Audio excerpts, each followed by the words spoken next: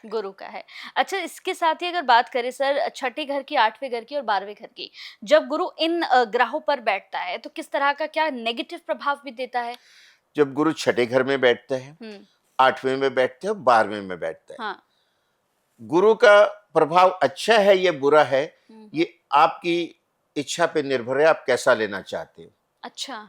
जहां गुरु के प्रभाव आपको लगते हैं बुरे हैं, वहां अब अध्यात्म में लीन हो जाओ। हुँ, अब जैसे छठे घर का गुरु है, ऋण रोग शत्रु का स्थान है, उसमें थोड़ी ये खटपट हो सकती है, लेकिन वहां से वो देख कहाँ रहा है, पंचम दृष्टि से कर्म भाव को देख रहा है, और जो सप्तम दृष्टि है द्वादश भाव को, द्वादश भाव गुरु का पक्का घर है, उसको देख रहा है। अब वो कहते तुम ऐसे कर्म करो जो धर्म से कनेक्टेड हो, हुँ, कर्म भाव को भी देख रहे। अब धर्म से कनेक्टेड क्या है, आप पूजा पाठ अध्यात्म में चले जाइए, हुँ, साधना कीजिए, आपको उसके बहुत अच्छे फल मिलेंगे। हुँ, और एट द सेम टाइम वो नाइन्थ दृष्टि से आपके धन भाव को भी देख रहा है, हुँ, तो आपके धन के साधन भी वो खोलेगा। हुँ, अभी तक हमने उपाय कोई नहीं बात की है, हम सिर्फ उसके प्रभाव की बात। अष्टम गूढ़ ज्ञान का घर है, हुँ, तो गूढ़ ज्ञान है, आपको फिर अध्यात्म की तरफ खींचेगा। उसकी 5वीं दृष्टि 12वें पे जा रही हुँ, है, जब अष्टम में बैठा तो 8वां और 12 कनेक्ट हो जाता है। हुँ, और जो 12वां घर है ना, वो साधना का है, तपस्या का है। तो आपको गूढ़ ज्ञान भी और तपस्या दोनों कर सकते हैं, मतलब आप उस टाइम पे उसका वो बेनिफिट लीजिए, हुँ, धर्म कर्म का काम कीजिए। और लाल किताब ये कहती है कि जिसके 8वें में गुरु है, वो जंगल में मंगल कर देता है, हुँ, और जो मरणासन व्यक्ति के सिरहाने खड़ा हो जाए तो यमदूत नहीं आ सकता है। अच्छा। 8वें गुरु की इतनी पावर है, वो जीवन दाता है, और वो सप्तम दृष्टि से देख रहा है धन भाव को, हुँ, वाणी को भी अच्छा करेगा, धन भी देगा। यानी आप उस समय धर्म कर्म के काम में जुट जाइए, हुँ, उसके जितने चाहे बेनिफिट ले। और साधु संतों की होता है कुंडली में, लाखों लोग उनके इंतजार में उनके प्रवचन सुनने के लिए खड़े होते हैं, उनके चरणों में झुकते हैं। बिल्कुल, ये बिल्कुल, 8वें और 12वें गुरु का कमाल है। कमाल है। और उसके उपाय कितने सरल हैं। हुँ, आप डेली माथे नाभि जीभ पे केसर लगाइए, हुँ, विष्णु सहस्त्र नाम का जाप करें, पीपल को जल दें। पीपल भगवान कृष्ण गीता के 10वें अध्याय में कहते हैं, वृक्षों में मैं साक्षात अश्वत्थ हूँ, हुँ, पीपल हूँ। तो लेकिन संडे को पीपल को जल नहीं देते, ये ध्यान रखना है। हुँ, और जो है बड़ों का सम्मान करें, माता पिता का सम्मान करें, अपने जो हैं कुल गुरु हमारे जो होते हैं उनका सम्मान करें, बड़ों का सम्मान करें। अब देखिए आपके गुरु के प्रभाव बहुत अच्छे हुँ। जो होने लग जाएंगे। तो इससे क्या गुरु स्ट्रॉन्ग भी होंगे? जिनका गुरु जो है वो स्ट्रॉन्ग नहीं है, तो इन चीज़ों को करने से गुरु बिल्कुल स्ट्रांग हो जाएगा, अच्छा। गारंटेड है। गुरु जो क्या है, बड़प्पन है, बड़ा हुँ, व्यक्ति है, हुँ, बहुत धर्मात्मा व्यक्ति है। तो आपके जो माता पिता हैं, आपके गुरु हैं, कुल पुरोहित हैं, उनका सम्मान कीजिए, हुँ, समय समय से मिलिए, उनके आशीर्वाद लीजिए। जो केसर है, ये गुरु की सबसे पावरफुल वस्तु में आता है। हुँ, ये आपका आज्ञा चक्र है, ये हुँ, एक्टिवेट होने लगेगा। वाणी से आप जो है उससे बात करते हैं, कम्युनिकेट करते हैं, वो अच्छी होने लगेगी, उस पे अच्छी बातें आएँगी। और ये बहुत पावरफुल हर्ब है, हुँ, आपकी बॉडी की इम्यूनिटी बढ़ेगी, हुँ, ये आपका धन भाव भी है, हुँ, आपके धन में वृद्धि होगी। नाभि आपकी बॉडी का सेंटर ऑफ ग्रेविटी है, कंट्रोल रूम है, हुँ, वो आपकी बहुत ज़्यादा बेनिफिट बढ़ेंगे। हुँ, और मैंने तो इसका प्रभाव लोगों पे देखा है। हुँ, और पीपल का वृक्ष मैंने कहा ना, भगवान कृष्ण से कनेक्ट कर रहा है आपको।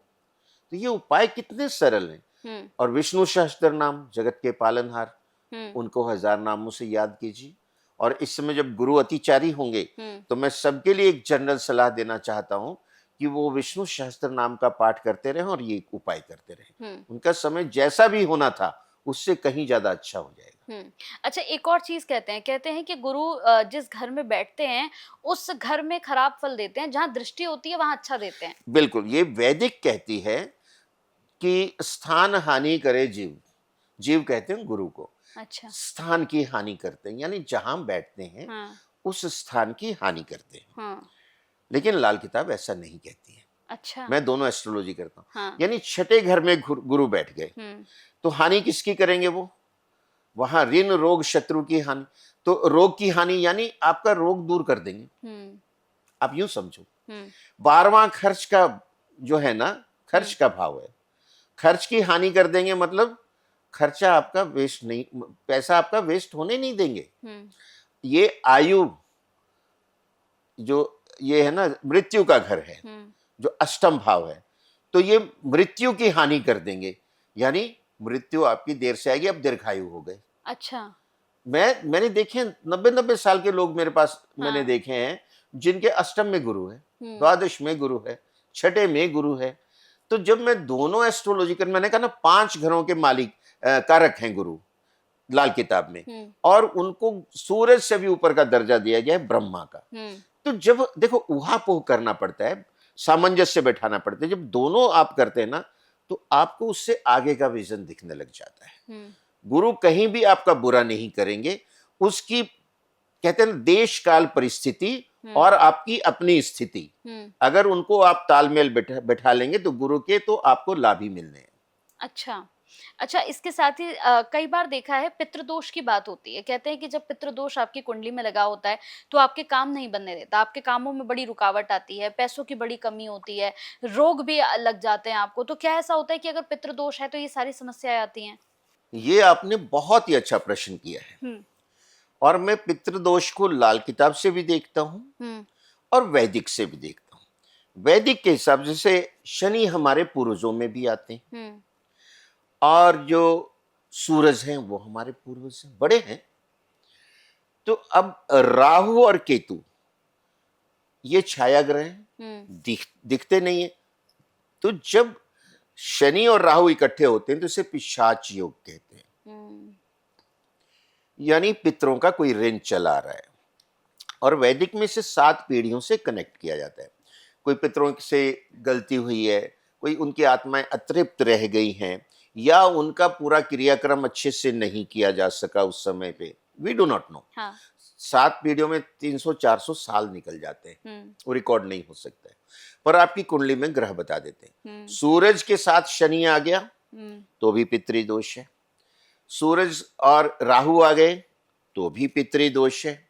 तो उसकी 3 दिन की पूजाएं होती हैं, और मैंने देखा है लगभग 90% कुंडलियों में पितृदोष पाया जाता है, या वैदिक की विधि से या लाल किताब की। मैं लाल किताब पे भी आऊंगा।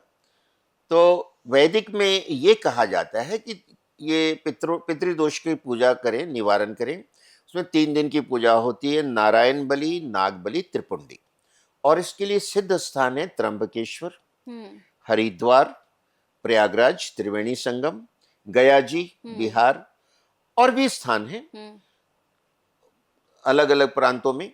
तो वहां सिद्ध स्थान पे जाके इसकी पूजा करनी चाहिए, और अवश्य कर लेनी चाहिए। नहीं तो तरह तरह की जो आपने बताए वो समस्याएं परिवार में आती हैं। और राहु केतु जो सडन चोट पहुंचाते हैं वो पितृदोष के कारण भी पहुंचाते हैं।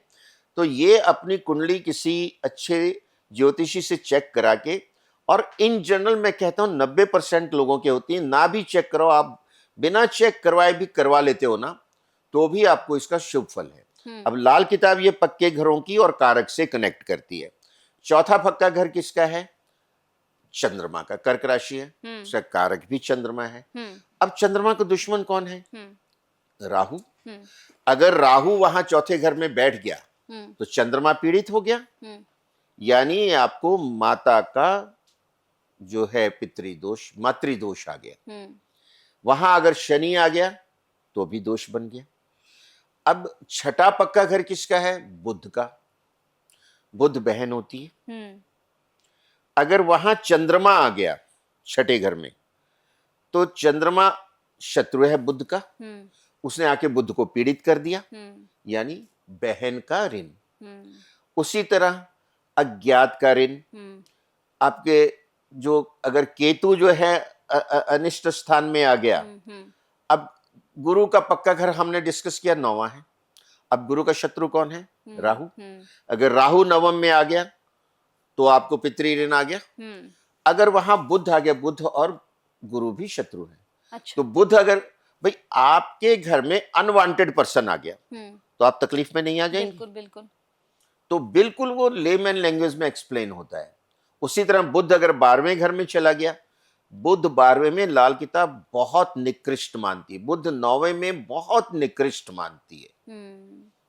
और यही अभी मैंने पिछला डिस्कस किया था, ममता जी के 9वें भाव में बुद्ध है, उसकी महादशा शुरू हो गई है, उसी का सारा परिणाम देख रहे हैं, बुद्धिहीन की तरह एक्ट कर रही है।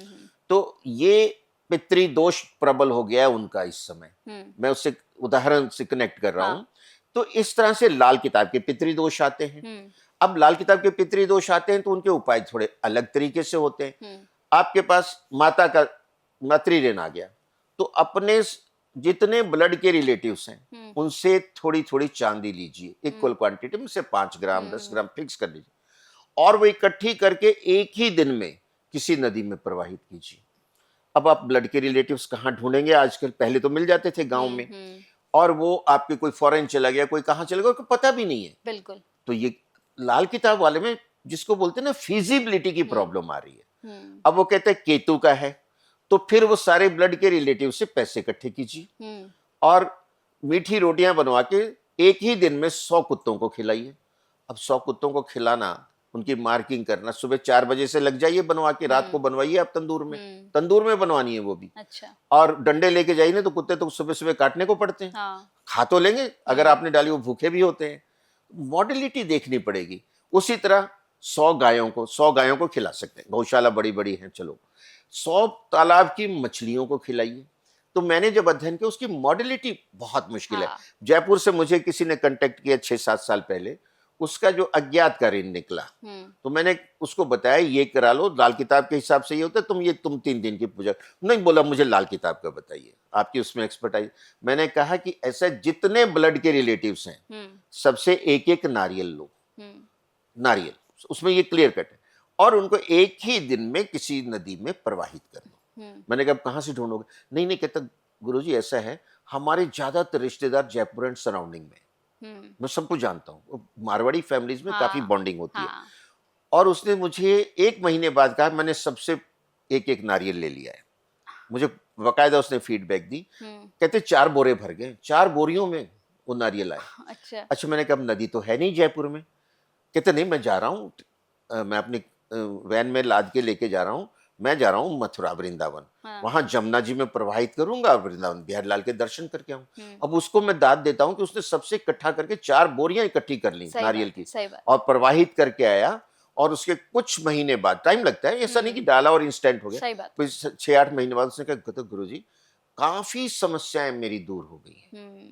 काम करते हैं ये उपाय, पर मॉडलिटी के हिसाब से लाल किताब के उपाय थोड़े से फिजिबिलिटी में गड़बड़ हो जाती है। अगर कर सकें तो वो भी किए जा सकते हैं, जैसे उसने हिम्मत की कर लिए। बिल्कुल।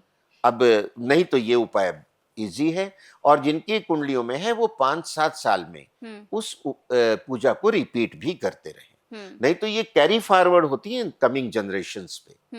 तभी ये कहते हैं जब हमको पूर्वजों की संपत्ति मिलती है तो पूर्वजों के कर्म भी मिलते हैं। बिल्कुल। तभी भगवान कृष्ण ने गीता में कहा है कि कर्म फल मेरे हाथ में है, कर्मण्यवधिकारस्तु, काम पे तुम्हारा, कर्म पे अधिकार है। क्योंकि जो फल मिलने हैं उसमें तुम्हारे पिछली जनरेशंस का भी लेखा जोखा है, उनकी कंपाउंडिंग हुई है। वो ये नहीं कि तुमने अच्छा किया तो इमीडिएटली तुम्हें वो उतना अच्छा मिल जाएगा, उनका लेन देन चुकता करना है। आप आइसोलेशन में नहीं